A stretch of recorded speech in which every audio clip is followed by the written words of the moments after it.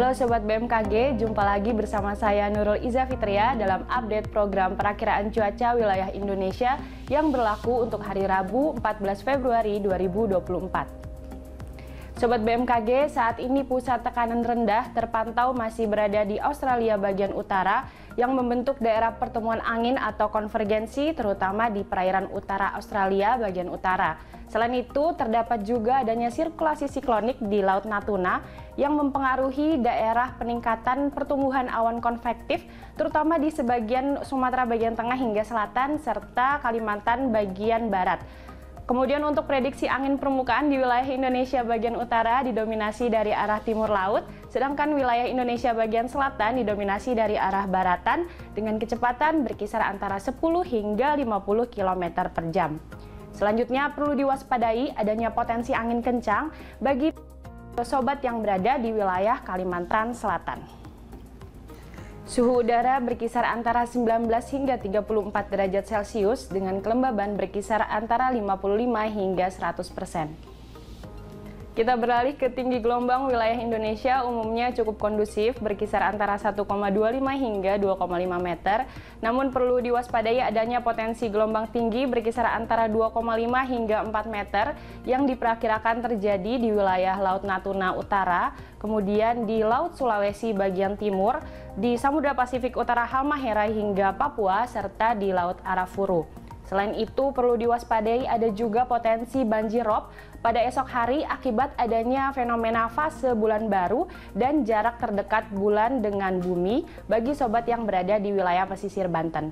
Lalu bagaimana untuk prediksi cuaca di kota-kota besar wilayah Indonesia? Mari kita simak informasi selengkapnya.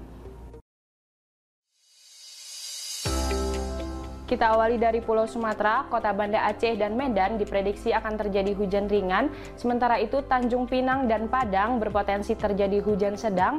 Kemudian perlu diwaspadai bagi sobat yang berada di Kota Pekanbaru terdapat potensi hujan dapat disertai kilat ataupun petir.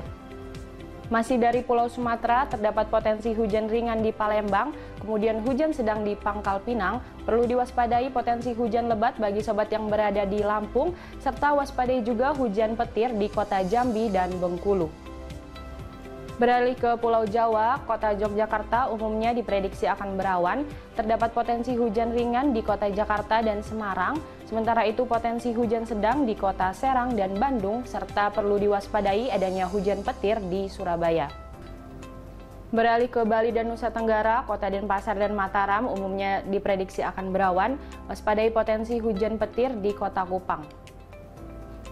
Selanjutnya dari Pulau Kalimantan, potensi hujan ringan berada di kota Pontianak, Palangkaraya, dan Samarinda. Sementara itu Tanjung Selor diprediksi akan terjadi hujan sedang. Selain itu perlu diwaspadai adanya potensi hujan dapat disertai kilat dan petir bagi sobat yang berada di kota Banjarmasin.